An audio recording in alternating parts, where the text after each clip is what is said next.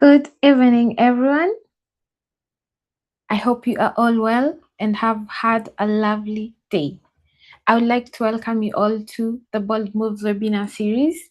My name is Celine and I will be your moderator for today. First, what is Bold Moves?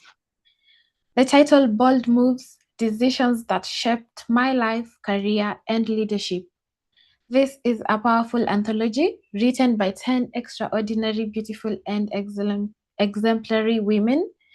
It isn't just a collection of stories, it's a series of courage, resilience, defining moments from leaders who choose to step beyond comfort, who choose to trust their instincts and lead with purpose. Each voice in the book brings a unique journey, but together they echo one message. Bold decisions shape meaningful legacies.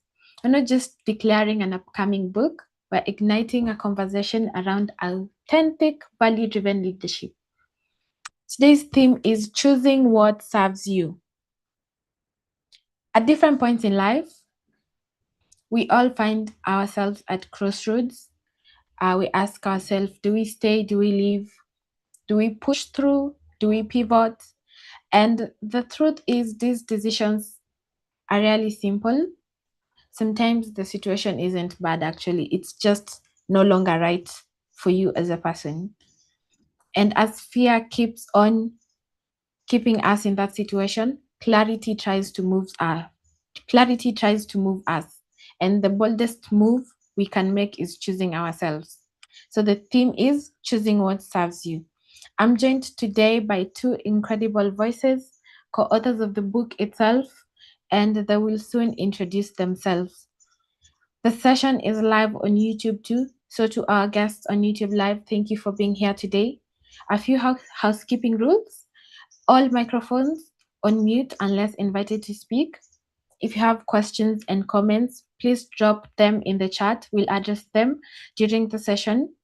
We encourage you all to stay engaged and share your thoughts with us. Let us have our beautiful panelists, as you can see, introduce themselves. Ladies, we'll start with Mercy. Kindly tell us your name, profession, and what you hope to put across today in this webinar.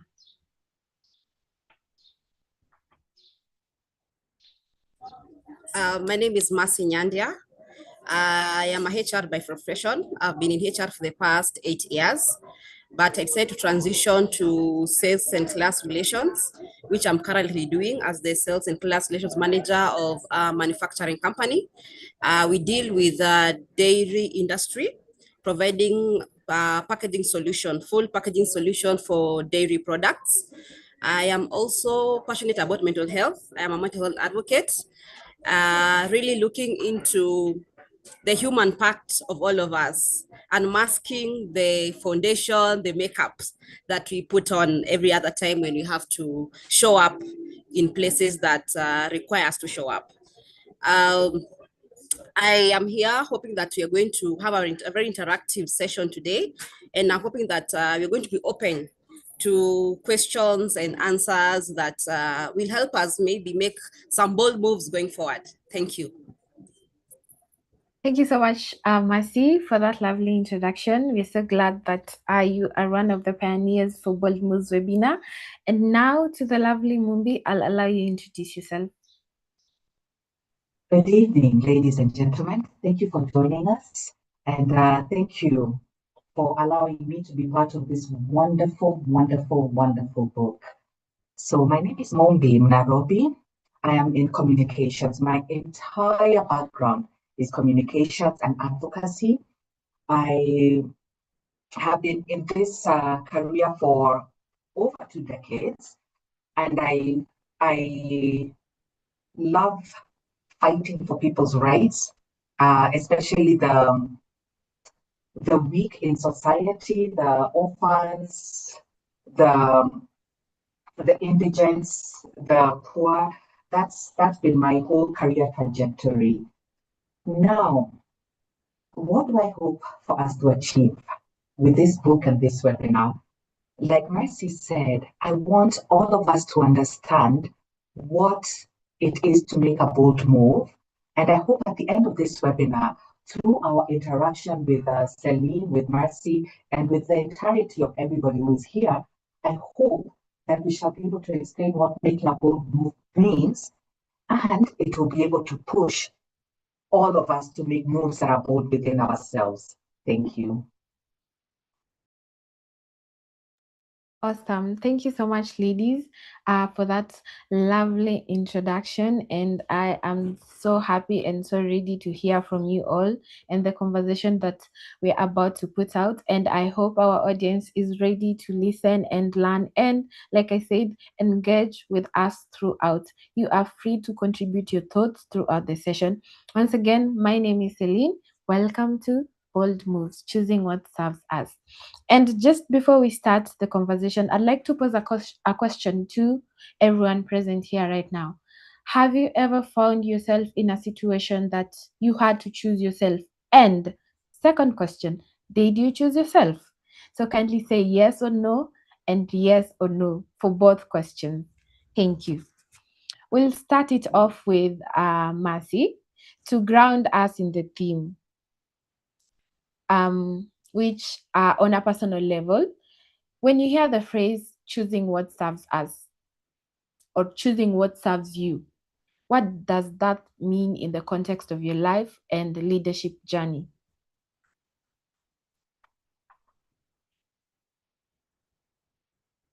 Choosing what serves you for me stands for first asking yourself, who are you?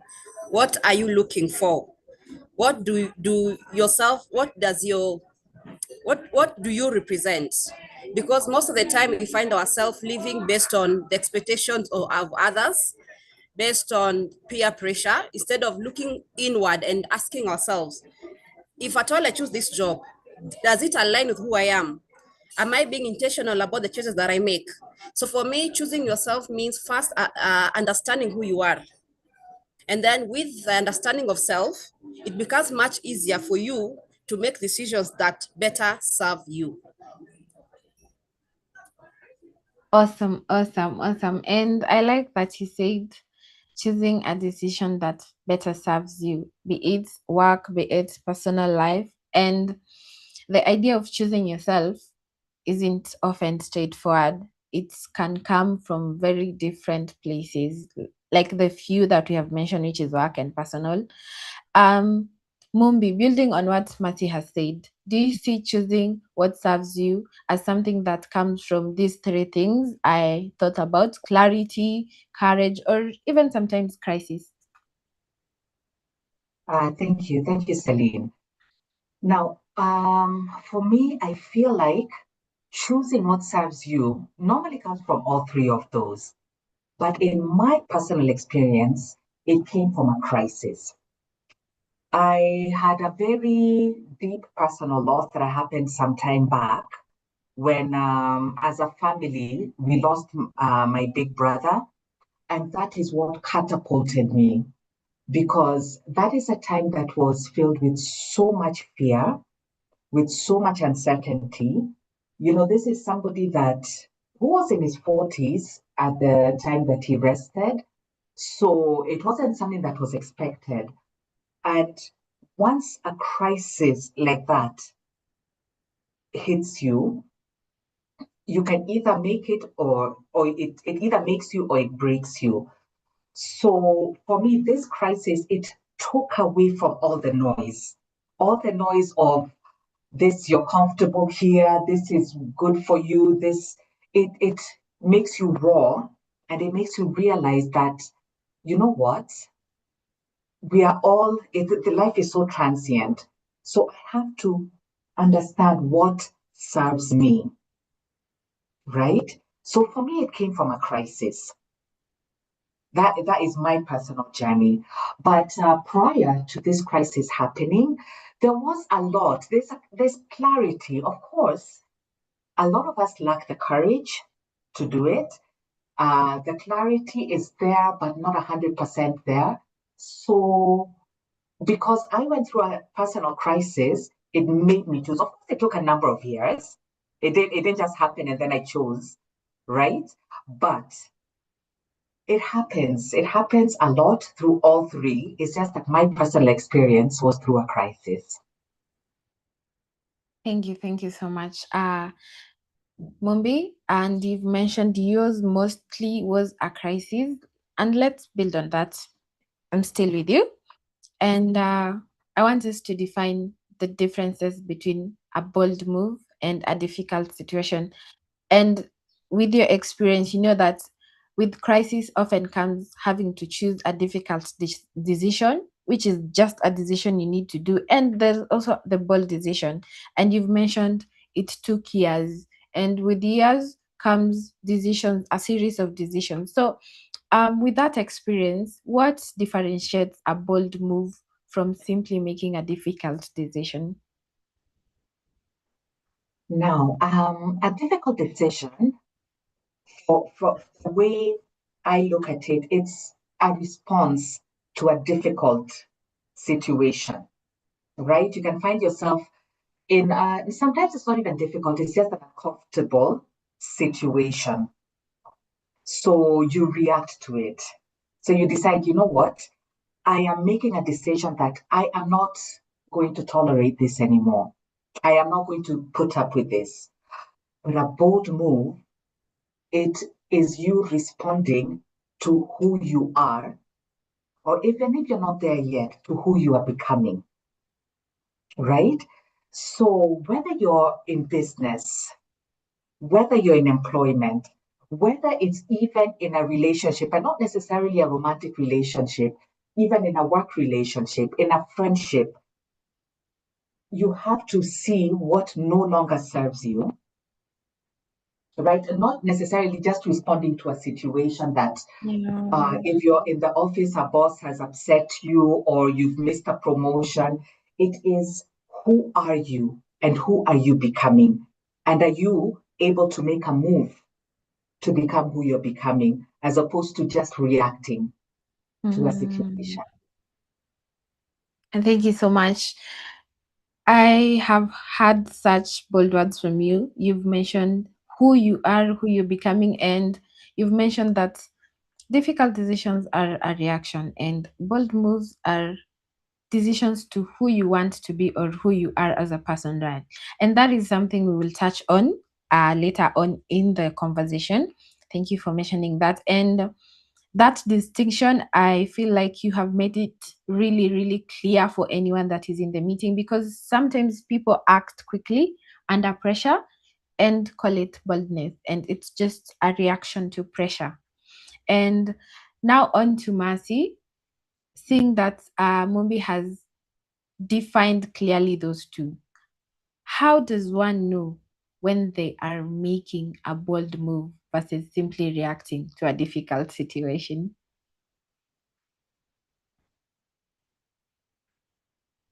When you're making a bold move, bold moves are not short term. Bold moves Mm. are mostly long term.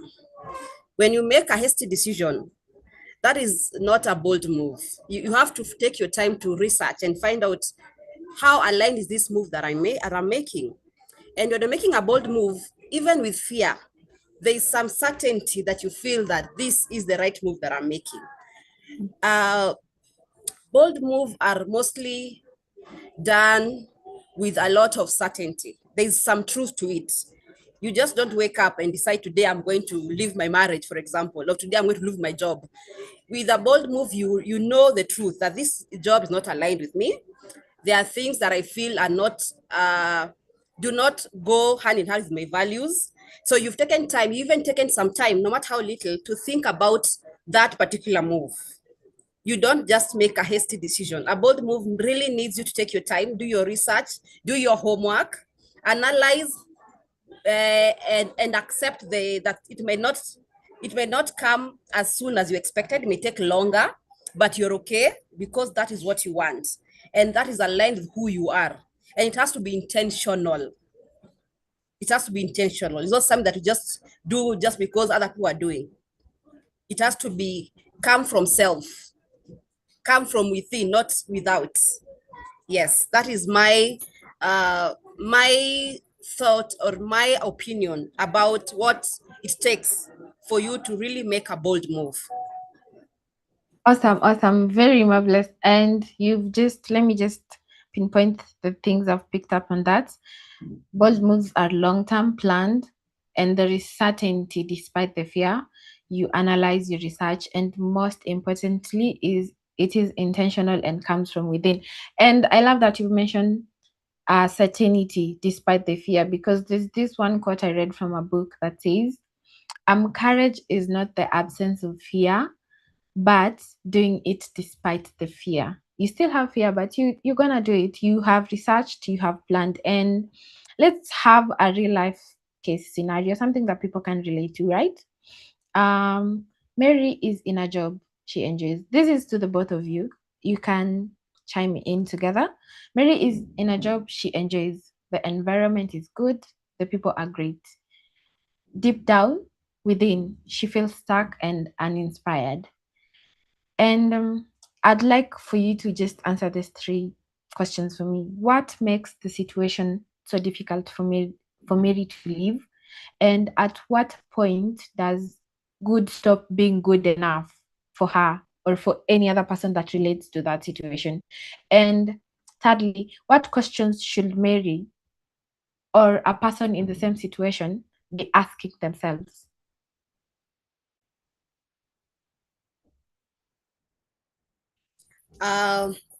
It's usually very difficult to leave, especially an organization where everything seems okay. You have no particular reason why you're leaving. There is no tangible evidence of why you should leave. Even explaining it to your friends or your co-workers that I want to leave this job, they're like, why? You're paid well, the environment is good, why? But at times, good doesn't is not good enough if it is not aligned. You could want to grow, and maybe the organization does not allow you to grow. Like, for example, I want to move from being a manager to a CEO, but the position of a CEO is not vacant. Or maybe I want a challenging environment. I don't want to be limited to my sales and class relations role that I'm doing currently. I want to be able to do even procurement. I want the excitement of that position, but that job does not give me that avenue to expand. Or maybe your opinion is not heard. There are so many things to growth when it comes to alignment. Alignment doesn't ask doesn't comply to the norm. Alignment comes from within. You find that, yes, I'm in this position, but something is missing. And one thing you need to ask yourself is this feeling of something missing persistent, or is it just maybe a phase? That's why you need to take your time. Secondly, can you work within the organization? Can the organization accept you and your creativity, or do you need to work out and go out, seek for it out there? Those are the kind of questions you need to ask yourself, because one, you need to be able to grow. When at times human beings, we are prone to change. What I like right now, like now, I am so in love with my current position. Years ago, also in love with HR. Right now, I don't feel like HR can accommodate me. I feel like I need something more. I'm now in the role of sales and client relations, which allows me to not only interact with internal staff, but external staff. It allows me to meet with different people and gain different wealth of knowledge. So for me, that is exciting. But maybe 2-3 years from now, I won't feel like it's exciting anymore. There's nothing more that I can learn from it. I'll desire to go out there and find something better. And what is that something better? Does it mean that now I stop only managing my dairy class in Kenya and go to Africa, start working and with the rest of the team? Or does it mean that I completely change from manufacturing company to a different company with different learnings and all that? So you need to ask yourself, what do you really want? What are you really missing? Pinpoint, what are you looking for? Is it the challenging bits? Is it growth? What is it? What is it you're seeking? And is it consistent? Don't just snap at it and I'm like, no, I'm resigning today because I don't feel like. But then again, 2 months later, when things change a little, then you're like comfortable. Yeah, so for me, that is what all that is about. There's a lot of changes that happen with human beings, and you need to realize whether your change is temporary or permanent, and whether you need to change your current, whether you can change within the current space or you need to leave completely and go to another place. Thank you so much, Mercy, for that. I'll just allow Mumbi to add on to what you have said. Yes, I love what Mercy has just shared. Now, to add on to that, I think being comfortable, Sedin, it is a cage of its own because everything around you is just fine. My job is just fine. The people around me are just fine. So everything is just fine. And like Mercy said, you have a good salary and there are benefits, right? There's medical, there's perhaps a dental, there's optical, as in there are benefits and as in it's fine. But it reaches a point where you feel so restless. It's just fine enough. So you're in this cage that everything is just fine. And then there's also societal expectations, right? You have people who are dependent on you. And if you're making that bold move to leave this situation, you might be going into the unknown. And everybody will tell you, oh, do not leave this until you have something lined up, just, to be on the safe side. So there is the just fine, there's the expectations that are upon you. There are people, not even just societal expectations, that is on its own, but then you have people who are actually depending on you. That's also something that keeps somebody in a situation that they're no longer comfortable in. And then there's also where you feel like you have to be grateful for what is here before you look for what is out there. So you're caged by so many things, right? But now circling back to what I had said at the beginning, is this what you want? Or do you want to see who you are or who you're growing into, who you are becoming? And I think this also mirrors what Marcy said, where she said, like, right now, she loves what she's doing, but in a few years, she might have outgrown it.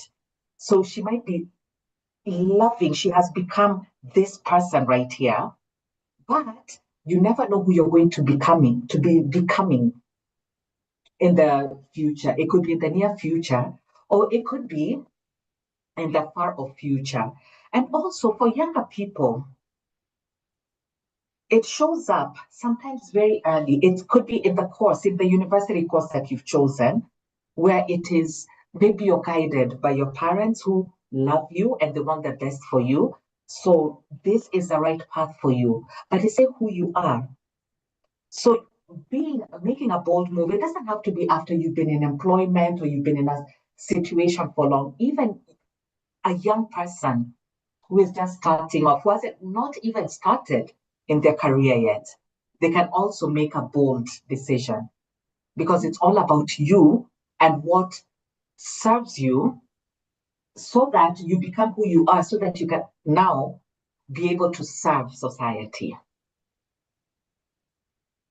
Oh, what serves you? Thank you. And actually, that is just what we are going to speak on. And you have mentioned comfortability is a cage, and I totally agree with that.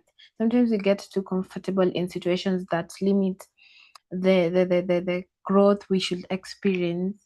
You could be reaching 100 meters and you're supposed to reach 1,000, and you're limiting yourself to 100. So um someone said growth over comfort. This is one of the previous editions we have published.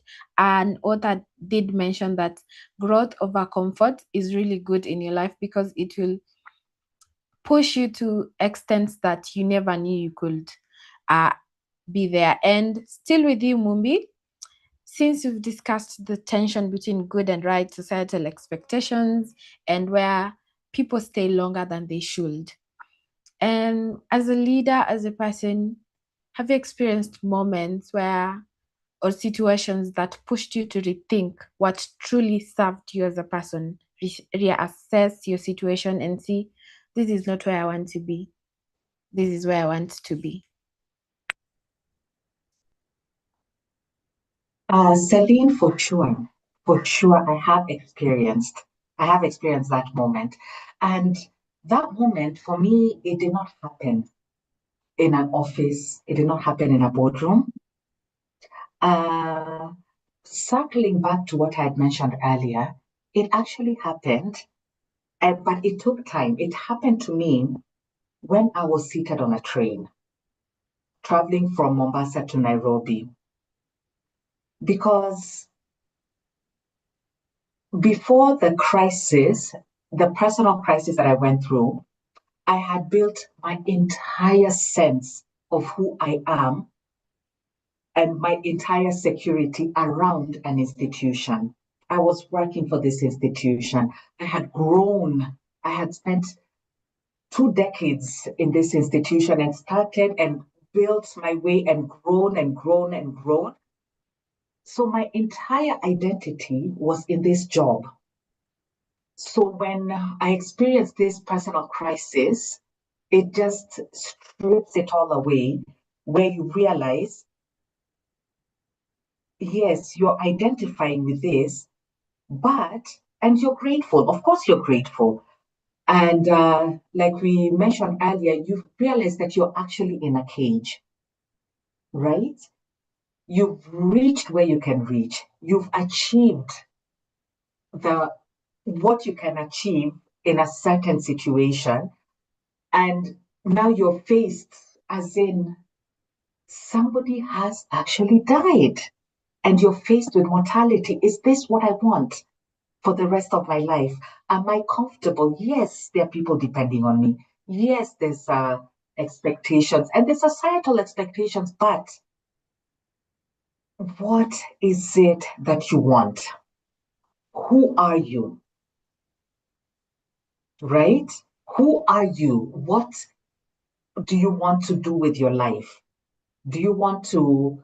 And these are very difficult questions, especially when we're in a situation where, and this is not just in Kenya, this is worldwide, the economy is not good. So if you have a source of income, you, as we say in Kenya, unashikilia, because hello, bills have to be paid, right? Yeah. Mm-hmm. So it is not so much about the Maslow's triangle. There's no room for self-actualization. There's only room for survival. So you have to put yourself in a situation where, yes, I need to become. I need to become. I'm not going to say you need to become what, but I need to Mm. become, right?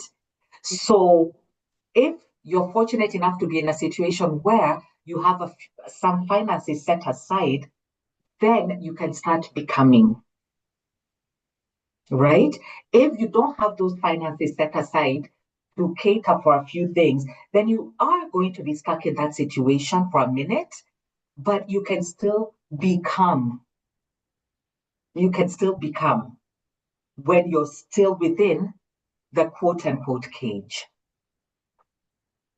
I hope I've answered your question, Celine. Yes, you have marvelously and more than you could actually added on some nuggets, and I want to just mention them. You have said becoming, and you've mentioned also self-reflection with the economy and everything. So it's a time where people hardly self-reflect rather than survive. And it also goes back to what you said. You can't just make a bold move without planning, without researching, or having a, I wouldn't want to call it a safety net. It's like a cushion to land softly on, just to prepare landing yourself. And I will add on to what you said. It's a saying, but the the audience might apply it however they see fit. It's this saying that says, if you realize you're in the wrong train, a light at the first stop to prevent going further. So it's the same thing. If you feel you have come to a limit to your journey, a light at the first stop and book another ticket to where you want to become. As Mumbi has said, what you want to become, you know yourself. Choose where you want to go, plan it, and everything will definitely work out. And if it doesn't, we recycle back again. Thank you so much, Mumbi, for that. And you realize this on the train. You realize this is not what you want. This does not serve you. And I just like to go on to Mercy and have a ad on what are other signs that a role, a relationship, or an opportunity no longer serves who you're becoming.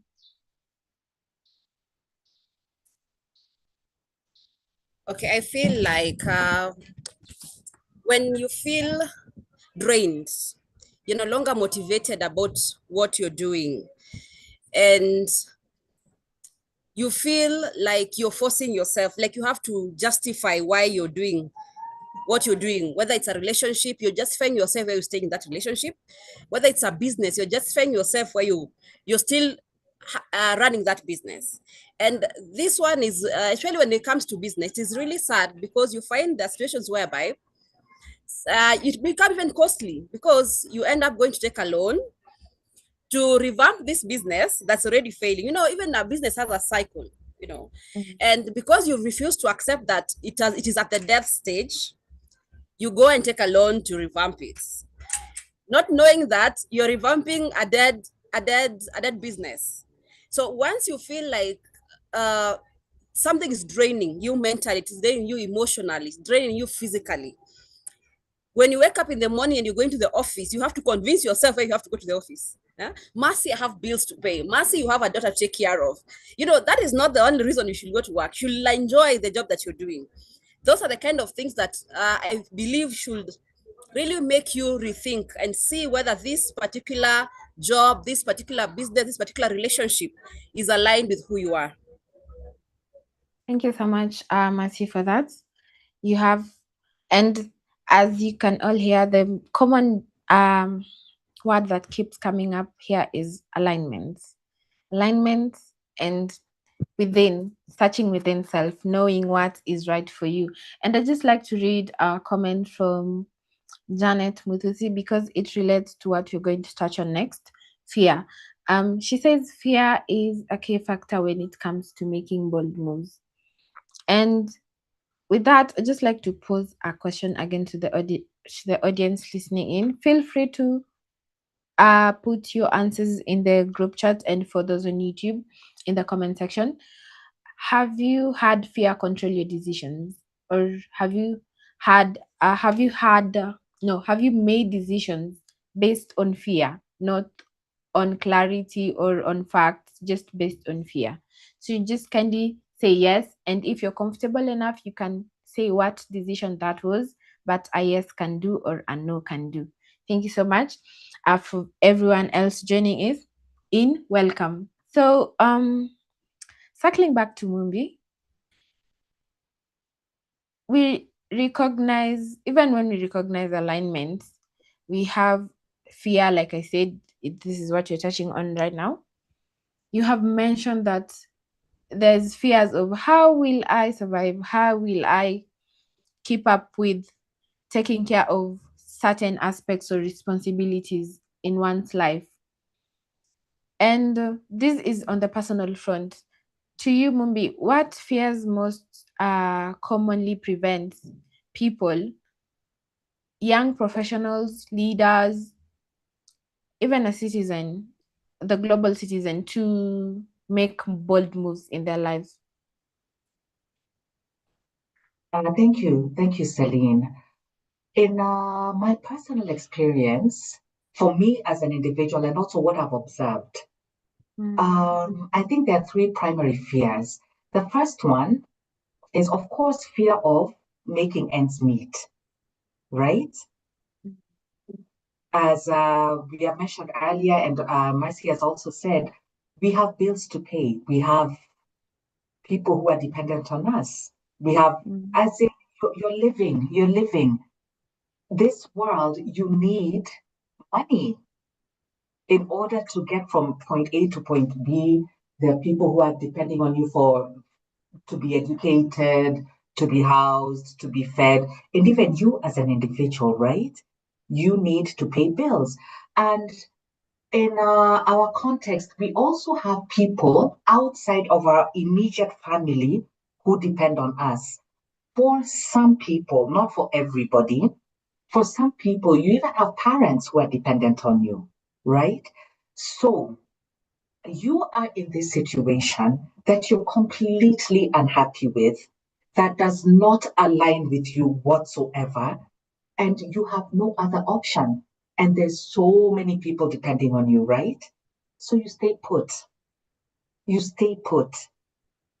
And as in, that is what is done, right?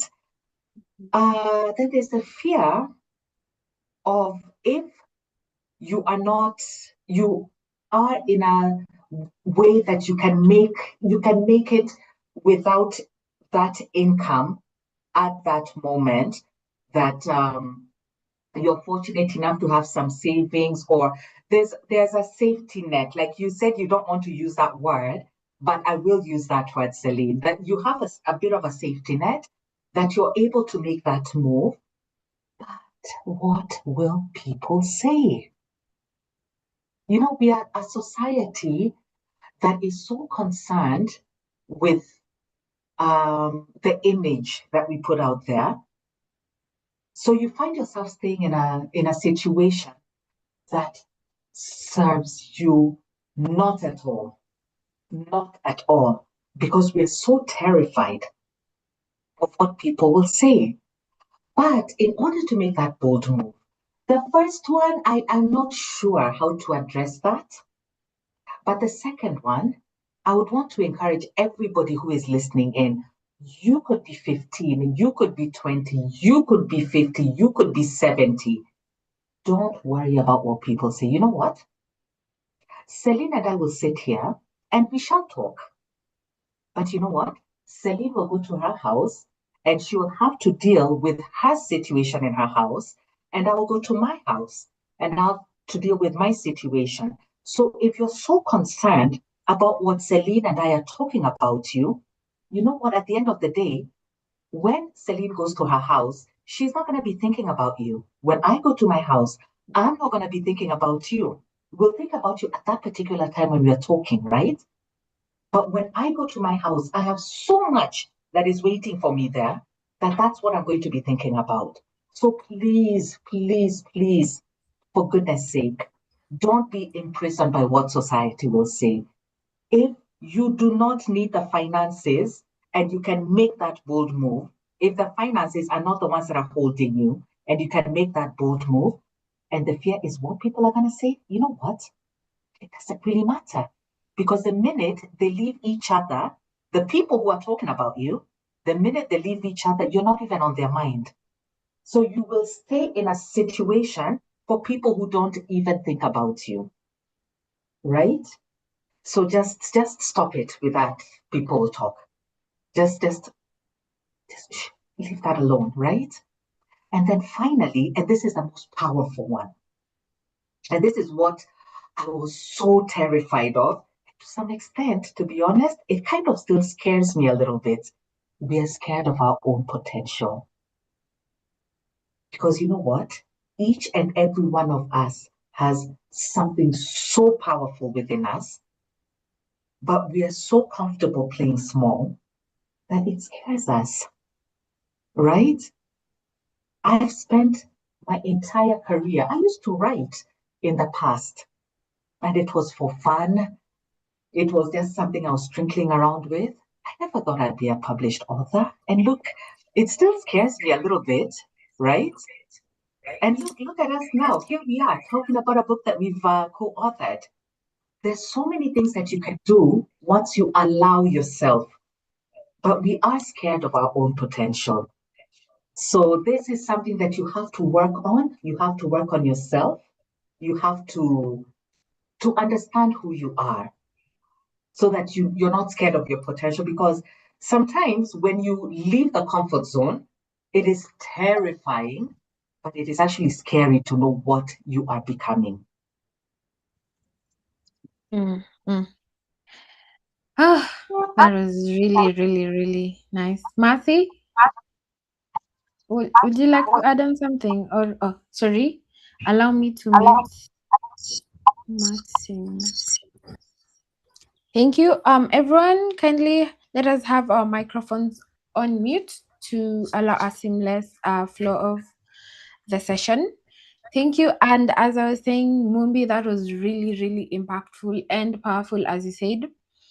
I'll just turn it around and say the fear of your own potential is you imprisoning yourself. And like she said, understand who you are. Do not put yourself in a cage. Do not limit your own potential. Make that move, choose yourself. And fear can feel very convincing, literally, and sometimes even protective to a point. But it also limits, as Mumbi has mentioned, it limits your potential, it limits your growth, it limits even your thinking capacity, like how to, with the notion, what will people say? You can't think as a singular person, you have to think to impress someone or live according to someone's standards. So, to Mercy, how do we distinguish the fear that is protecting us as people, as individuals, or fear that is limiting us? Okay, thank you. Fear that limits you is fear that you're mostly looking at the outside. What will other people say? And you're like, okay, what if I fail? Those are the kind of questions you ask yourself when the fear is limiting. It makes you shrink yourself. But fear that is protective, it's asking you're asking yourself, it is more keeping you safe. You know, you're like trying to check all the boxes. Yes, I've decided to venture into this business. Have I done the research that I need for this business? Have I looked at the competitors? Have I looked at the capital that I need to start this business? Have I looked at whether the human capital that I need? That is fear that is protective, because it helps you prepare for any eventuality. If it's about, for example, living a marriage, where do I go? What happens to my kids? Do I leave them with my husband, or do I walk away with them? That is fear that is protected, because it allows you to look at every angle of the decision that you're making. But fear that is limiting you, it puts you at a point of not moving forward. You stay stuck at one point. That is the difference between the two. Thank you so much, Mercy. And stagnancy and shrinking yourself comes with fear, comes courage. Like I mentioned, courage is not the absence of fear, it is moving forward despite fear. So, with courage, it's something like a bold move, right? And it's not even starting something new. It's usually either letting go or pivoting or moving away from something that is not working for you.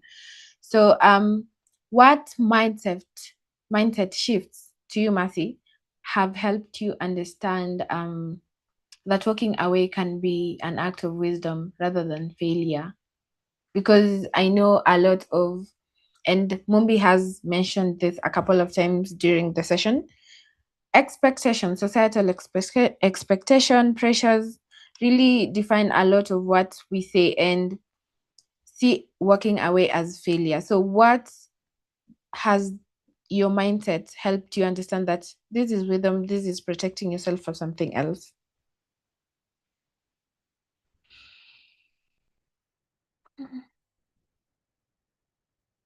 You are muted. I had to learn that not everything is meant to stay.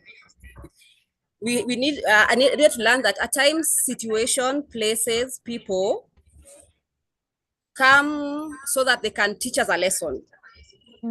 Some things just come for a period of time, and I need to be okay with that.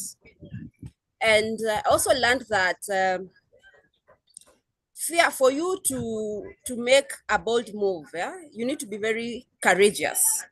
It takes a lot of strength. Yes, Mm. you choosing to let go of something doesn't mean that you're weak. At times, choosing to live is the boldest move you could ever make. And I also came to learn that I shouldn't wait for a crisis to happen. That you can live at the right time as a preventative measure. That I do not have to, like, I'll give an example to a friend of mine, that at times you're in a place and then you see some smoke. There's one person who's going to be like, let me first leave and find out what is happening once I've left. But there's somebody else who is going to stay there, wait for the heat to come in, to feel the heat, wait for even the fire before they can run away. The person who left when he first saw the smoke is much safer than the one who waited for the fire to come out, for him to see the fire and even feel the heat and realize, hey, it's getting, there's something burning in this room. So for me, living takes a lot of courage. It takes a lot of strength. And it also something that you decide to when you're basing it on truth, not impulse, truth.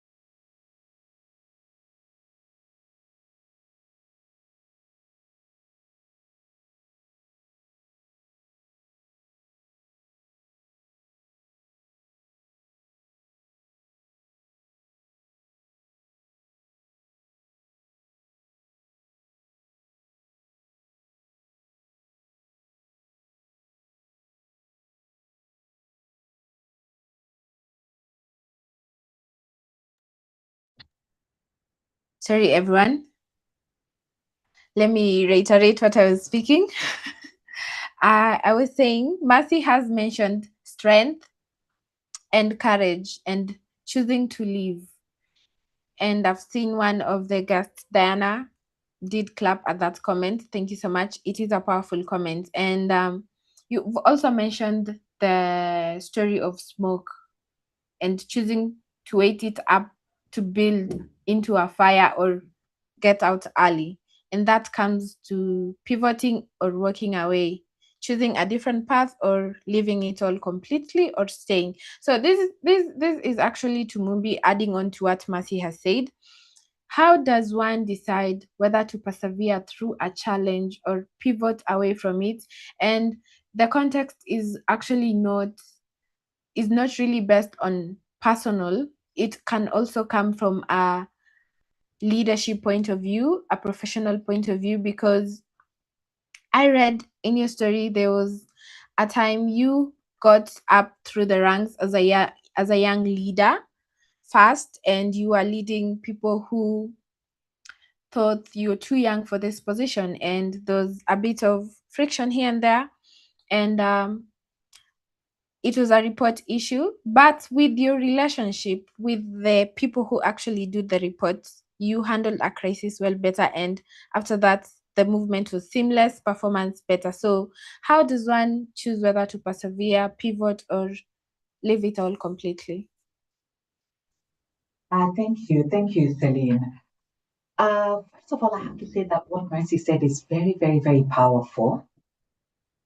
And to add on to that, and to answer what you've asked me directly, I think perseverance, if it's in the wrong direction, Celine, perseverance is just stubbornness, right? You're just stubborn, and your quote unquote dressing is up as resilience, right?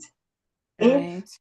it is not in the right direction, You just don't need to do it. Mm-hmm. And this is especially in your career, especially as a leader. You do not push yourself and your team in a direction that is not serving anybody under the guise of perseverance. You're just being stubborn. That's just your ego talking, right? So you have to understand what is the greater good, what is serving. And then when you're in a position of leadership, it stops being about, of course, it has to be about what serves you, because what serves you, when you're happy with what you're doing, you're a more efficient leader, right? As in, that is leadership 101. We all know that. But there's some difficult decisions that are made in leadership. So you have to be very careful. You have to be very careful. Am I doing this because this is going to serve the team? This is going to make us meet the goals that we're here to meet. This is going to help us serve society. Or is it that I want to do this and I am going to do it and I've decided that this is what is going to be done? So you're just being stubborn about it. You're not serving anybody. Mm-hmm. You're not doing anybody any good. So you're frustrating yourself. You're frustrating the team. There's no leadership there. You're just being stubborn. So it does. Mercy had mentioned that it takes courage to walk away. So even in this, when it is not serving you, when you realize that, yes, it was my decision, I decided to do this, it is not serving anybody, it does take courage. It does take courage to walk away from that and just to redirect it to say that, you know what, this is not serving us. Let us go in this direction. Mm-hmm. Yeah. And it's okay. We all, as in, we're human. Yeah, yeah, We're yeah. human. There's no Mm-hmm. fault. There's nothing. In fact, I think the most powerful thing you can do in Mm-hmm. leadership is to Mm-hmm. acknowledge when there's a mistake that has been done and to Mm-hmm. pivot from it. Thank you so much for that, Mumbi. And still with you, you have mentioned direction, you have mentioned what serves you. And let's all remember Mary from the first scenario, who Yeah. was feeling uninspired in her workplace. Mary has now decided to make that bold move. She has either left her job, she has ended a relationship, either kind of relationship, not romance based only, or has changed direction in how her life was going. And soon after, she is having doubts or facing instability, like you mentioned, no safety net, or the safety net is period time is too short. So to start with you, and Matthew can add on, how will Mary or anyone else stay grounded after making difficult decisions, be it at work or personal? And what, second question, what will help them, Mary and them, trust their choice when results are delayed?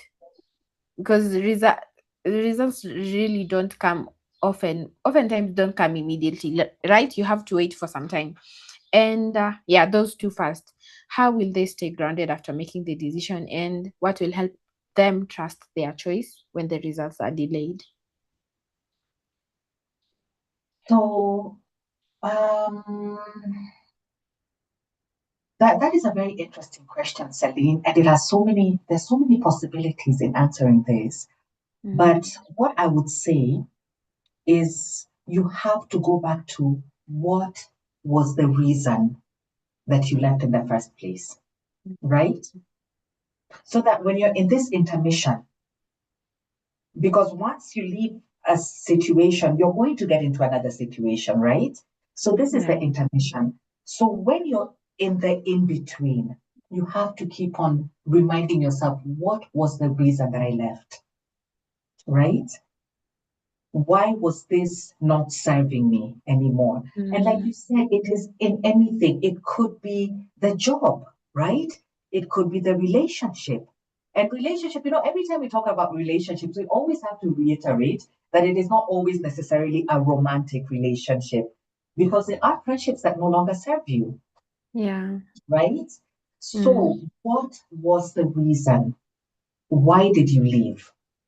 So, once you keep yourself grounded on the reason that you left, that this, as in, if you were in a situation where you you had meetings that you were chairing, there was this big title, so you don't have that title, you have no meetings, there's the doubt comes in, of course, right? When the relationship has ended, you're not going to be able to call this person, oh, let's go and have some ice cream together, or let's go and have a coffee together. Or if it's a romantic relationship, there's societal expectations, it's no longer there. So you have in the in between, in the intermission, you have to remember what made me leave. What made me leave this job? What made me end this friendship? What made me make sure that this relationship has come to a conclusion? So, what can ground you? We will circle back to the scary part, is understanding what your potential is. Remember, Salim, we had said earlier that we can get so scared of what we are capable of, because the way our system has been built, the way we've been indoctrinated, you're not supposed to realize, self-actualize, right? We are so in survival mode that we are not able to self-actualize. So you need to get back to who you are, what you're capable of. And once you get grounded in that, of course, you'll try something here, you'll try something there. Things, it's not all going to work out. But if you keep on working on it, working on yourself, working on who you are, so many opportunities will open up, to the point where you look at what you left and you're like, and I thought this is what I was worth only. And you realize that you're worth so much more, right? Yeah. Yeah, yeah, Thank you. That was marvelous. And just yeah. like to pick on something you have said, understanding your potential, and also understanding comes with understanding that it will not always work out, like you've mentioned. And I like to see things not working out as learned lessons. The famous Mandela quote: failure is learned lessons, right? And as Mercy adds on to what you have said, just also another question just popped up. If it fails, if the decision falls short, how does one get back up or be resilient enough to go through that phase? Okay. Let me first add to what Mumbi has said. Uh, Despite the fact that I also love what she said, you need to give yourself some grace. Give yourself some grace, and also agree that accept that things may not turn out as you wanted. You already had a plan. Within 1 year, I'll be in another job, or a few months, but it takes longer than those 6 months. Take longer than that 1 year. So what do? Do you go back to that job? Do you go back to that relationship? Do you go back to that business? You need to keep on reminding yourself, why is it that you left? Because the situation that made you leave in the first place, it is still there. It doesn't change. There is high chance that the situation has not changed. So reminding yourself why is it that you left is very important, so that it can keep you motivated to move forward. And also realizing that bold moves, making that bold move, it needs a lot of courage. It needs a lot of resilience. And it needs a lot of patience with self. This one needs you to forgive yourself for you. when you're in that situation, you are making decision based on the knowledge and the wisdom that you had at that particular moment, and it is okay. And where you're going, it may not be as you expect. So be open enough for the surprises, because surprises are going to be there. So the most important thing for me is being resilient and deciding that no matter what, I'm moving forward. Like there's a friend of mine, we're having a discussion, and she had left her job, and her boss was telling her that if she goes out there and finds things are not okay, that she can always come back. And I told her, no, that is not an option.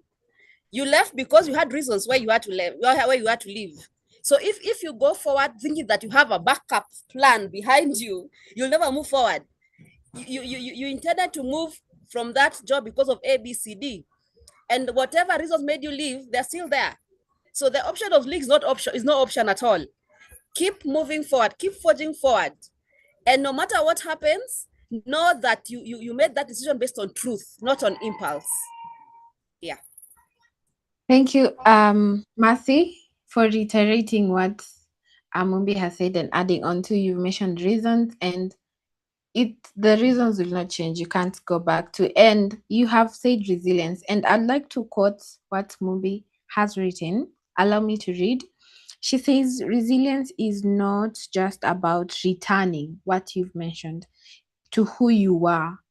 It is about discovering who else you are. So sometimes returning is not an option. Discovering yourself is more better, and it will not be a smooth sailing. Definitely it will be hurdles and mountains, but you will reach the top after that all. And with resilience and discovering who you are, we have identity, we have reinvention of oneself, yes, and your life. And bold decisions just don't change our circumstances. They also change how we see ourselves, how we perceive ourselves. And Mumbi, back to you. Have you ever had to reimagine your leadership identity in order to make a bold move? Oh, yes, I have. You see, I was working in this institution for 22 years, Celine. 22. And like I had mentioned earlier, I had grown. I started, we all have a starting point. Then you grow into leadership. And of course, as you grow within an organization, of course, your confidence goes up. But you know what? Your entire identity becomes tied to that role, right? So you're this big title, you have this big job that you're doing, and it is so difficult to divorce yourself. I don't know if that is the right word, to remove that identity from who you really are. And this happens to a lot of us, and I have seen it especially, and I hope I don't get a backlash for this, but especially with the gentlemen who are so tied up, their entire identity is to the job, right? And it all comes down, of course, to societal expectations. But once that ends, what has to happen is that you have to discover your identity, without that badge, or the work badge that you hang around your neck, or the name tag that manager so and so or CEO or this. Basically, without that title, who are you? And you know what that means, Celine?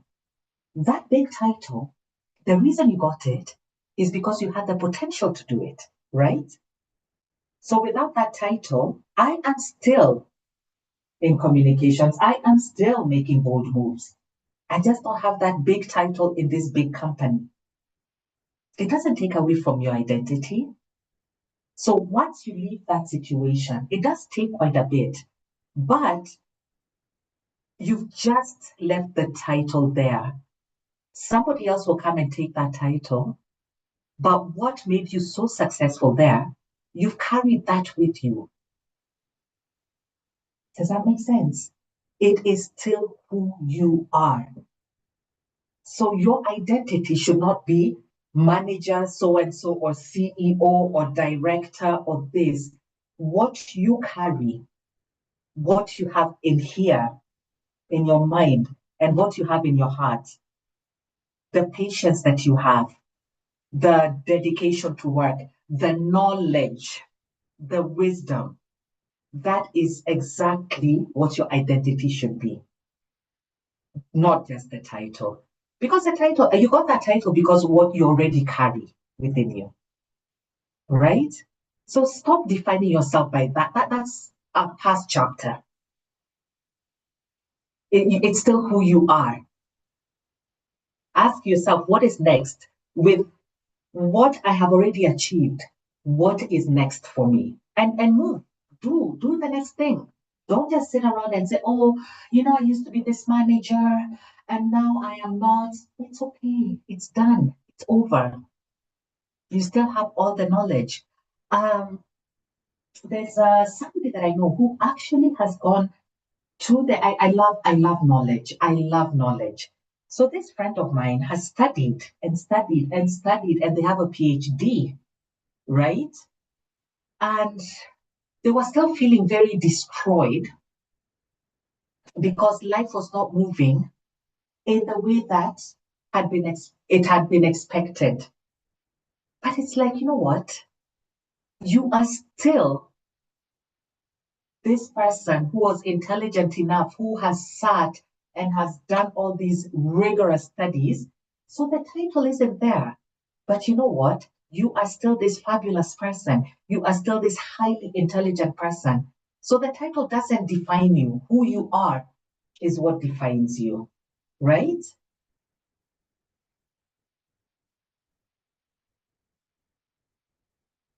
And you're muted, Celine. We can't hear you. I apologize. I'm running on a cough, so I have to mute and I forget that I'm muted. You'll have to bear with me, sorry. As I was saying, you have mentioned that the title is not what defines you, it is who you are that led you to getting that title. And I think this brings the question of being self aware, right?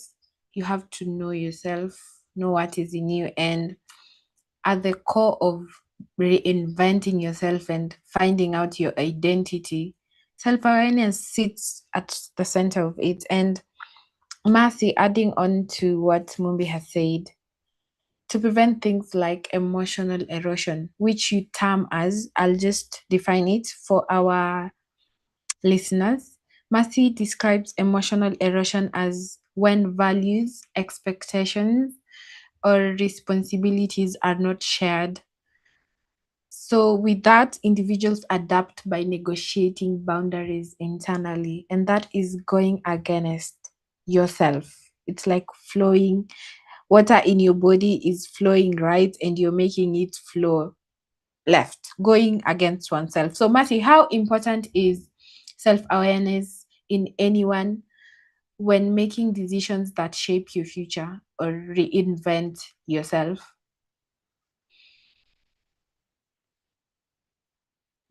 Thank you, Celine. Self-awareness. For me, when I hear of self-awareness, I understand the values, who you are. Again,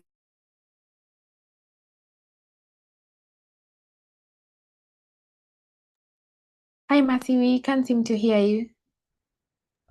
sorry. When I hear self-awareness, I think of defining who Mercy is. Mercy is not defined by the position that she holds, just like Mumbi has said. Yeah. But today I might be a sales manager. Tomorrow I am the HR. The other day I'm the procurement manager. So Mercy is not defined by the roles that she has. Self-awareness is about understanding who you are. What are your values? Yeah? What are your boundaries? If today you're given a position and you're forced to, you're given two positions, yeah, one in Kenya, one in America, and The one in America gives you an opportunity to fly to abroad, you know, experience a different environment. The one in Kenya is just going to be the same environment. Maybe you're going to be paid even more in America than here in Kenya. But it takes self-awareness to decide whether, do I even want to go to America in the first place? Is it aligned with who I am and who I want to be? You know, what value is it for me to go to America? What is it that I'm going to get in America that I cannot get in Kenya? You know, you don't make decisions based on the expectations of society, the expectation of the outside. You make decisions based on your internal self. And the only time you can make decision based on internal self is when you're self-aware. You know who you are. You do not let other people define who you are. Just like Mumbi has said, you don't let even a position define who you are. You know, you get to organizations whereby you find someone, if you strip off that position, that's your position, they are no one. They're not even respected in the first place. But if you're self-aware, you will not be defined by that position. You understand the human capital. You understand how you associate with other people is very important. You understand that about teamwork. Mommy also mentioned about teamwork, that being a leader is about teamwork. When you're there alone without us holding you, you'll crumble down. But when you're not self-aware, you'll allow things to move you. You'll allow pressure to move you. There's a situation where I was talking to an Uber driver the other day, and he was telling me that nowadays people buy cars just because it is what society expects of them. But when in that car driving, you're thinking, oh my God, it's on the 5th of April. I need to pay that loan. I don't know where I'm going to get that money. Out here, we're looking at you and you're like, wow, Mercy's driving a Range Rover. But Mercy inside that Range Rover is crying. Every 5th, she's thinking of, where do I get the 30,000 to pay this loan? But when you're self-aware, you realize, okay, I don't need it right now. Maybe I need to build a home first. Maybe I need to save some money for my daughter. You know, when you're self-aware, you do not allow external pressures, external noises, the noise that come from others dictate who you are. Self-awareness is about values, it's about standards, it's about boundaries. Yeah. Do you know that people cannot say no to anything? Mercy, let's go to this club. It's Friday. Let's go to the club. I'm like, yeah, I'm available. And yet I have a Zoom meeting here.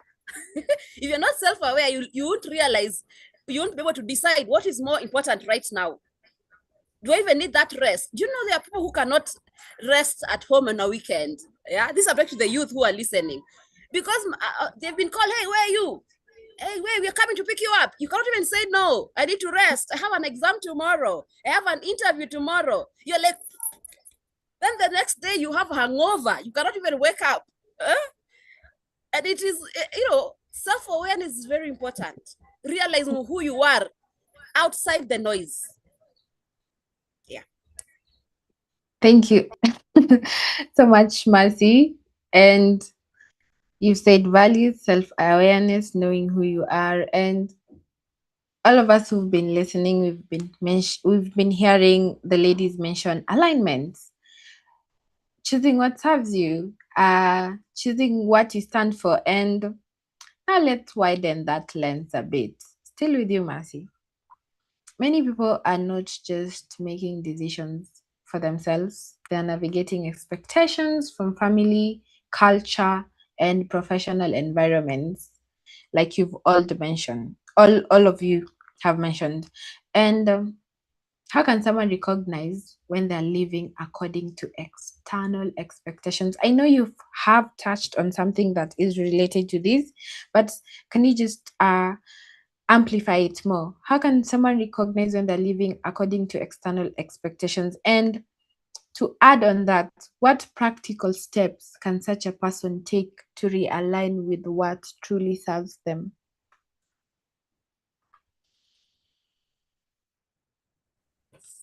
Okay.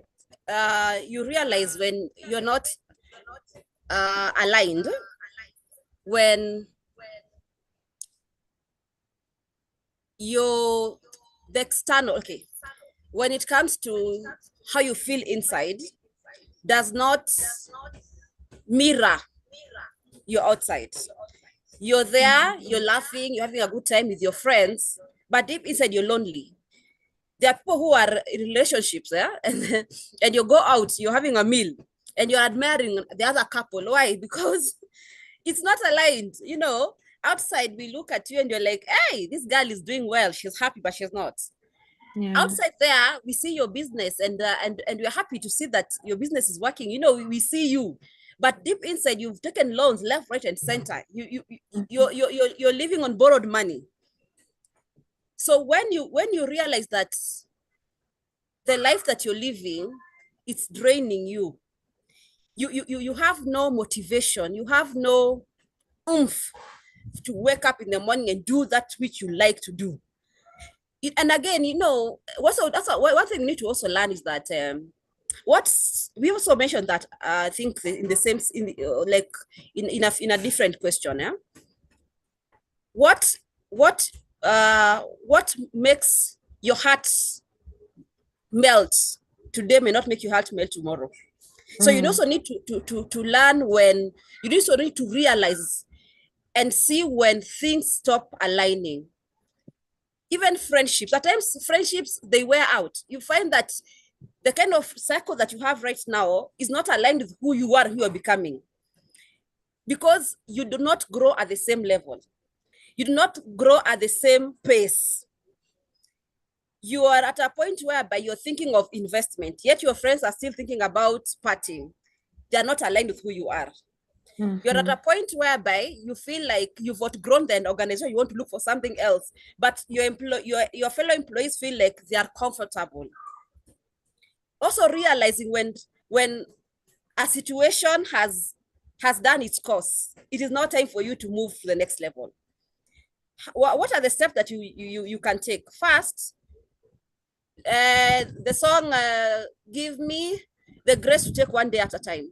Take one step at a time. Don't rush into things. Take it a day at a time. One day at a time, sweet Jesus. Take it a day at a time. And then get clear on your values. Very clear. Those are things you do not negotiate. Even if it means walking out from situations or spaces that made you comfortable. If at all they're not aligned with your values, they're not aligned with your values. Do not negotiate with your values. Pause and reflect. Yes.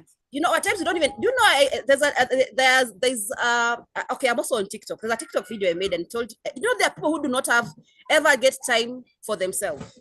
There are people who cannot sit by themselves. To just sit by yourself and think, where am I right now? Is it where I want to be? Where do I see myself in the next 10 years? Is the job that I'm doing aligned with who I am, who I'm becoming? Am I happy? You know, there are people who are rushing. You know, life is rush. People don't even get time to pause and reflect, and get back to self. Breathe in, breathe out. Ask yourself those tough questions, and then you will learn whether things are aligning, whether you're walking away from your intention, whether you're walking away from your alignment, whether you're walking away from your dreams and your desires. Because most of the time we find ourselves because of this survival mode that Mumbi has mentioned. We are all surviving. You know, I'm at this job because I need to pay my bills. But you see, life, I believe life is worth more than that. Life is worth more than that. And you can only live fully if you're doing what you like, what comes from the heart, what you enjoy doing.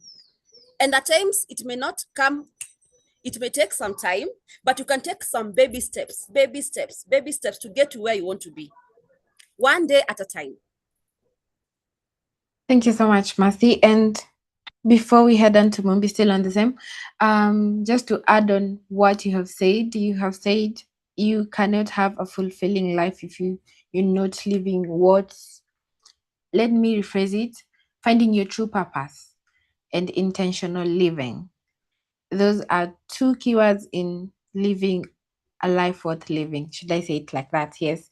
And allow me to read a comment from Jane Mutusi. She says, the first one, this has been helping me in situation where fear kicks in amidst of making certain decisions.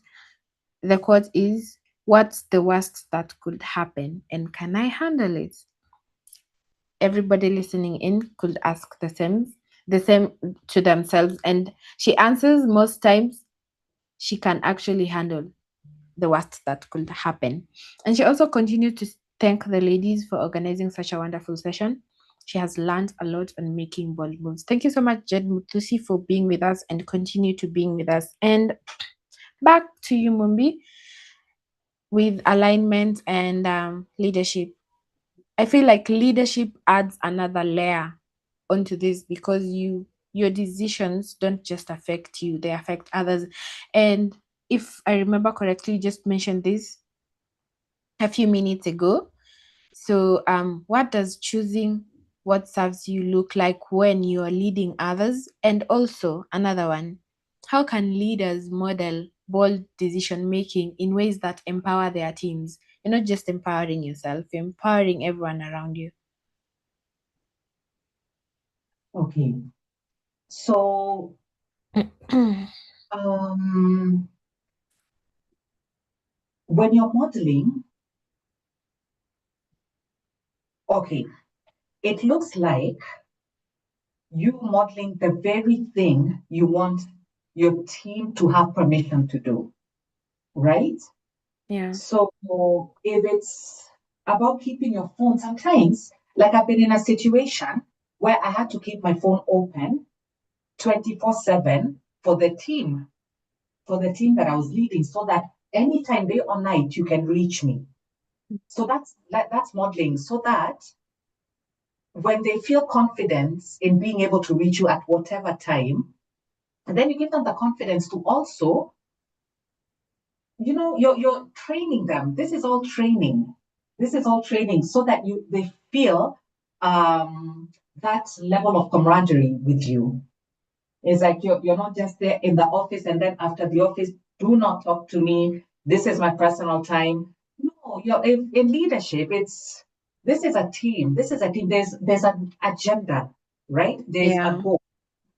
There's a goal that you're working towards. Mm. So you need to be there. You need to be there for Mm-hmm. the team, and the team needs to see you. Mm-hmm. So when you're misaligned, Mm-hmm. Celine, and this is for everybody in this room, whether you're in leadership or you're not quite in leadership yet. Do you know everybody is watching and everybody can see it?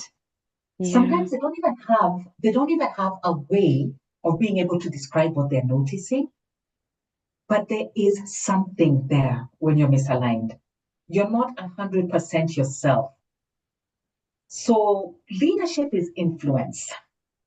It is not just about having this title as a manager, and as a manager, I get to sign when people go on leave, or leadership is influence. How is your team looking at you? If they make a mistake, do you berate them and tear them down?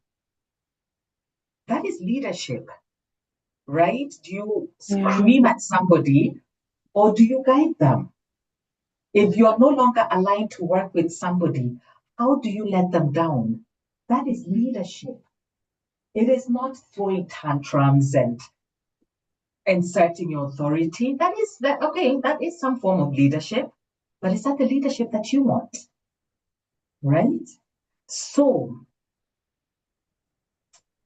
the hidden costs, there are many hidden costs in a misalignment, right? Celine, you can see as a team, within a family, the hidden costs are devastating because you're living by expectations that were never yours to begin with.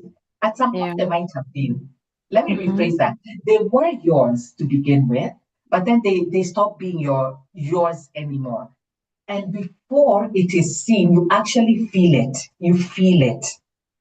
You intuitively you feel that this is no longer mine. So of course, what happens? Your energy drops. You are not creative. And creative, you don't have to be in the arts to be creative. I know accountants who are so creative in the way they do their work. Creativity is what is the juice of life, right? So once creativity goes, then you know what? The decision will be made for you. Yeah. If you do not choose what aligns with you, if Mm-hmm. you then the leadership, like you said, the leadership, your way of leadership becomes very evident because leadership, like we said, it's the way you influence people Mm-hmm. around you. It is not just about dictating terms, it Yeah. is about the way you manage people around you. So once Mm-hmm. you're no longer aligned, if you can't make the decision, it will be made for you. And Yeah. unfortunately, when it's made for you, it is not often it's not very pleasant. It's not very pleasant. And then that takes away from your self-esteem. That takes away from, it's very unfortunate when that happens. So it is good to be alive. And I love the way Mercy has put it. You take baby steps. It doesn't mean that when you're not in alignment, you just boom, you just go and make this huge move. You do baby steps. You do Yeah. baby steps into what aligns with you. Mm. Yeah, that's what I'll Perfect. think about that. Yes. Very, very awesome. And as we prepare to close out and finish our discussion, I just request each and every person in the audience that I'm seeing here to put down what they have learned or picked up from these beautiful ladies here, very knowledgeable ladies here. I'd like to know that we are all listening, we are all getting something so kindly. And also, if you have questions, please put them down. I'll pass it across to the ladies and they will get the time to answer. So, comments and questions, each and every one of you. If you don't, I'll read out your name. Yes, and ask you to to do it, but it's okay. So, ladies, just to put both of your perspectives together on this, I just ask two last questions, and Mumbi has lightly touched or steered to it a bit. What are the hidden costs of staying in misaligned environments? One. Two, how does misalignment show up in performance, confidence? You've talked about self esteem and well being. We can just take it right off with Mumbi and Mercy will add on.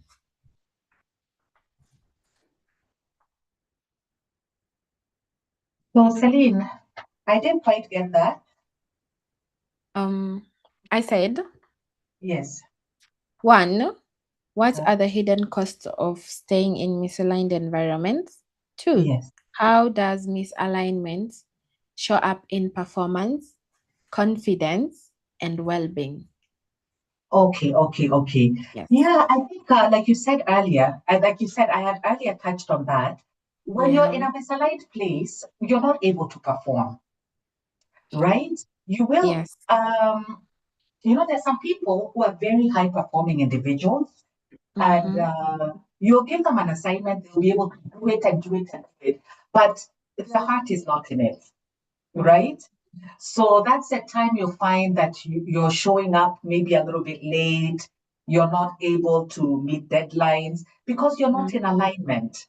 And Yes. sometimes the alignment, it is such a broad, it is so broad because sometimes you're not in alignment. Maybe the job suits you, but the Mm-hmm. person in leadership over you, maybe you're not in alignment with them, right? Yeah. You Mm-hmm. could be, you could have, you could be in the unfortunate situation of having a boss who's a bit of a bully, right? And I think Yeah. majority of people have been through that, where you have a boss who bullies you. And so you feel, oh my goodness, you love the job. It is what you want to do. It is what you're destined to do. But the person that you're reporting to, your supervisor, is quite a bully. So you're not aligned. You're not aligned. So you start evading them. So being misaligned, there's so many factors. So it's difficult for me to answer that question exhaustively, Celine. But there's some circumstances that you honestly, as in, If that's your boss, that's your boss. What are you going to do? Right? But if there's something that can be done, especially if it's any form of harassment that has nothing to do with your performance at the office, if it's as an individual, if there's a proper HR within the organization, this could be reported. As in, there are solutions that can be found, but if you're misaligned in a situation, if you need to figure out, and this is so individual, you need to figure out how to, get yourself either aligned or remove yourself from the situation, right? If you're fortunate enough to be in an organization where there's a proper HR structure and somebody is on you for something outside of your job performance, then you can report it. If it's about your job performance, then you either figure out how to do your job in a better way or be transferred to a different department or something that aligns better with you. But misalignment, for the most part, and it's not that in every situation that this is not aligned with me, okay, now I'm going to leave. There are ways to work around it, like the two that I've mentioned. And as much as possible, I'll go to what Mercy has said. Find time for yourself. Yeah. Find time to reflect. Sometimes even when you're seated in the house, just go onto your laptop or your phone and do a free AI course. Anything that you learn, it builds onto who you are, right? So find time to do something that you enjoy. Personally, I'll go personal on this. I rediscovered that I love painting. All right. So when I'm a bit stressed, I just sit and I paint and I love it. It's it's a stress reliever. It's something that is very, very cheap. It doesn't cost much. It doesn't. So you don't have to do something that is so over the top and so huge and have this huge investment. But when you find yourself in misalignment, if you can use the structures that are in place, but on the other side, your mental well-being, if it's reading a book that you like doing, sometimes it could just be watching something on your phone.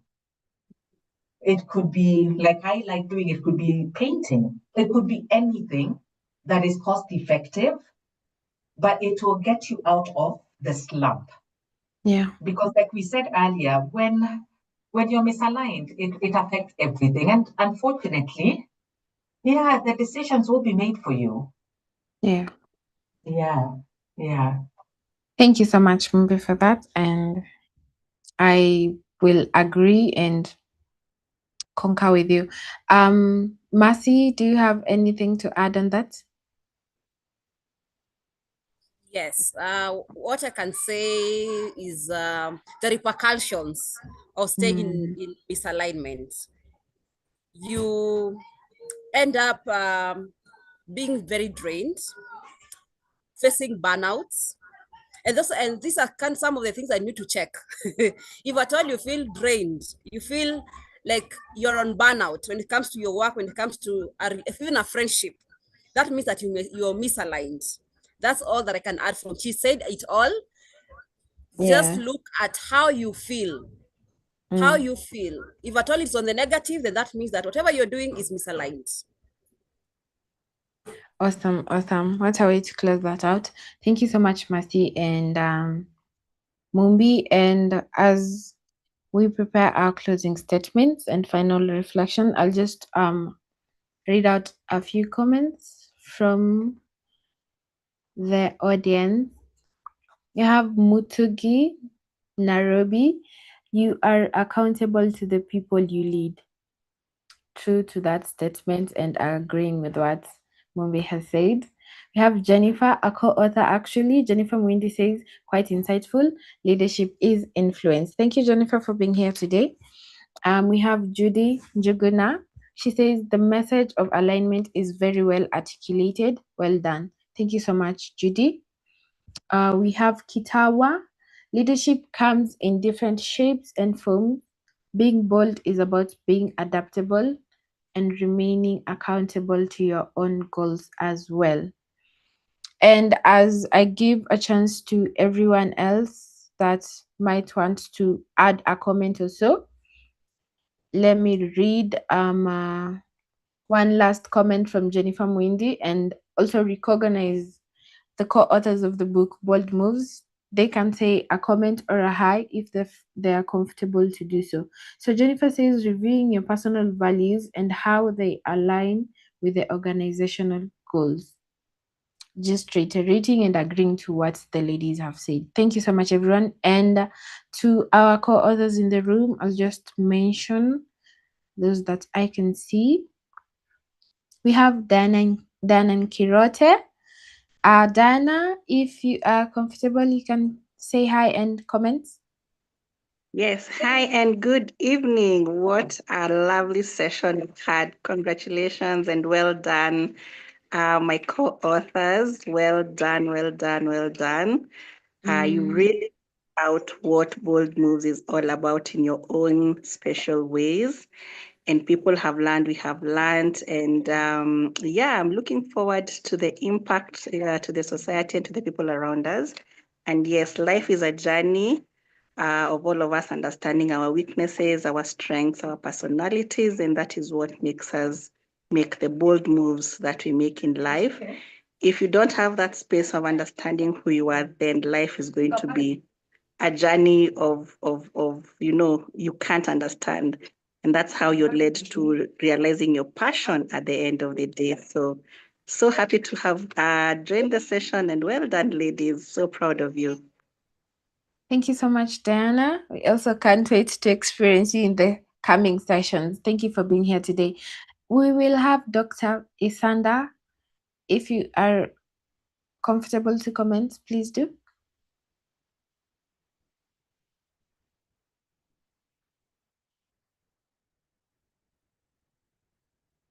Okay, Dr. Isanda will raise her hand when she's ready. I see Jennifer Mwindi. She just commented, I'll allow her say something. Yeah, thank you so much, Celine, and everyone who managed to log in to this session. And our two co-authors today, Mercy and Mumbi, thank you very much. You have really articulated the topics very well in line with the book, Bold Moves. And, we can't wait to read the book. And looking forward to upcoming webinars. Thank you. In this series. Thank you so much. Thank you so much, Jennifer, for that comment and being here today. Dr. Istanda, if you would like to comment at a later time, you just chat in the chat box and I'll allow you so. And with that, as we come to our close, ladies, prepare to say your final reflections. I'd love you to leave our audience with something simple but powerful. And we'll start with the Mercy. You can close out with this statement: a bold move becomes possible when?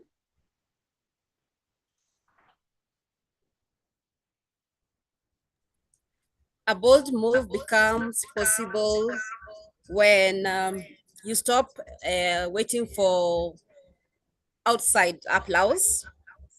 It happens when you stop waiting for a perfect time. It starts when you make that step despite the fear. Thank you. Thank you so much, Mercy. As she said, make that step despite the fear. We'll head on to Mumbi. Choosing what serves you ultimately leads to. Yes, choosing what serves you. What does it lead you to? At least to the discovery of who you are, right? And who you are is so much more powerful than what title you're given. Yeah. And choosing what serves you is also important for that pause, for the in between. Yeah.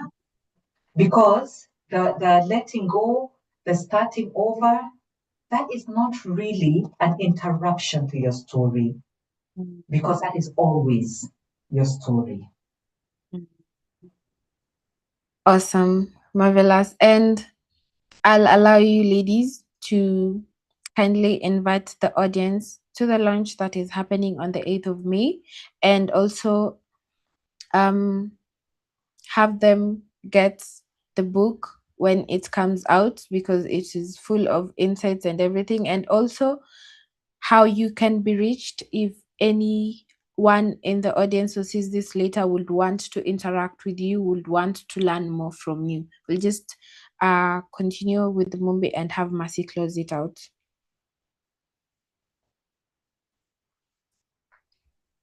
All right. Thank you. Thank you for the opportunity. And I'm so grateful to each and every one of you who have joined.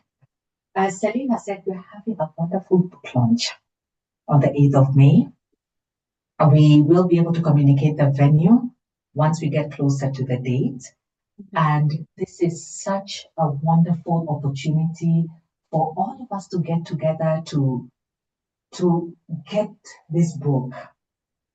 And even as you plan to come to the book fair, to the book launch, rather, not the book fair. And of course, we are going to have a book fair where this will be part of, where this book will be part of it.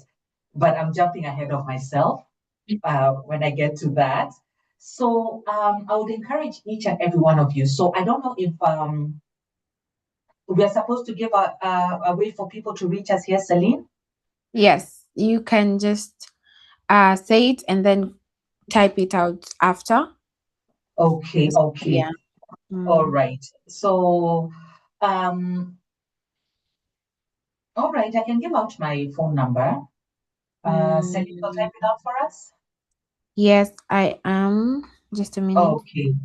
Mm-hmm. So to get in touch, you can reach me on 0737 817 333. So that's the number that I use for especially for WhatsApp, but even for phone calls. So if you want to hear more about the book, if you want to know a bit more, you can text me, and then we'll figure out how we can have a conversation around it. Of course, I'm based in Kenya, so it is +254. The prefix is +254. Now, welcome to the book launch. And before I hand over to Mercy, I also want to encourage each and every one of you, right? Whatever it is that you're going through today, everybody, whether you're young, whether you're a seasoned person that has been in the workforce, whether you're a gentleman, a lady, whether you're in business, whether you're in transition, whether this is for people in love, people who are going through grief, whether you're in doubt, whatever stage you're in, your story is not derailed, right? Your story is not derailed. It is actually being written.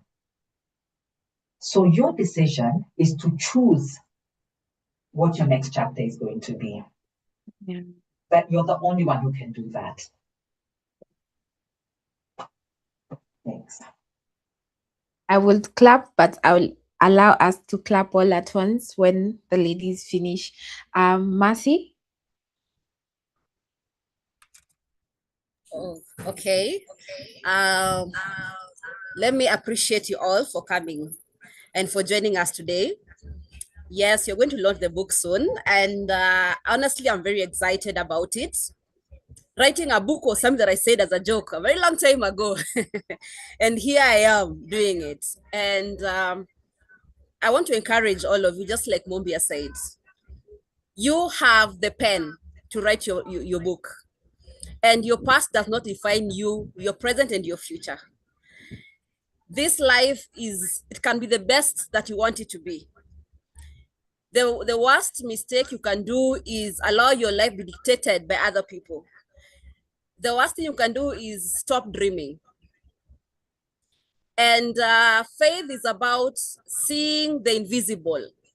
So you might not be at where you want to be right now, but start imagining yourself living that life.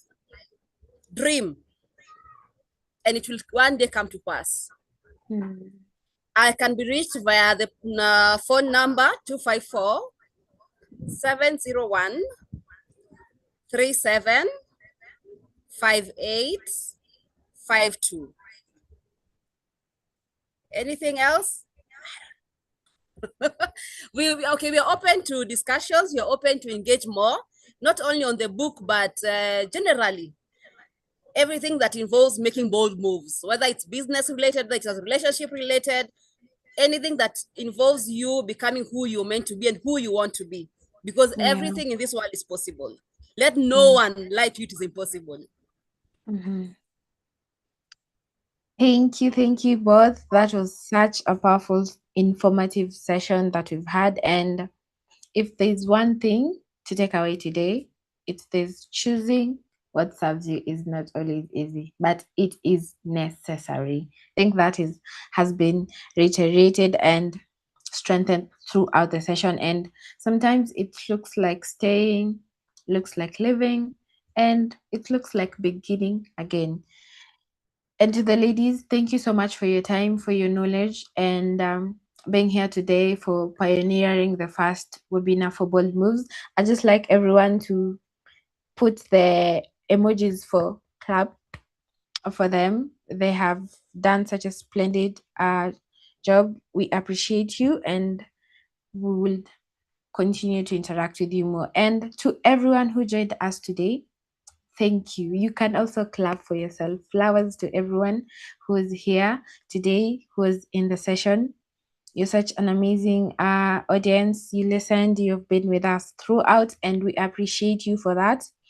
And also, to reiterate again, I would like to invite you all to our anticipated official launch of the Bold Moves that will be happening on the 8th of May from 2 p.m. We know the time it's happening and the dates. Venue to be communicated in details later on, but I will share a registration link for anyone that is interested early on. You can just put your name out and other details will be communicated. And we would like to appreciate your presence in celebrating the book and its amazing authors. And I cannot leave out Zion Pal Publishers, the host of this webinar, the ones who met these ladies and brought them together to give us such magnificent content and knowledge. They are the powerhouse behind the book and other editions. So we hope that you get interest in the book and read it when it comes out. We'll also share details on that. And as we leave here today, we hope you live with clarity, courage, and the confidence to make your next bold move. And I'd like just 1 minute before we go. Let me share the link with you all. Yeah, it is. Yeah.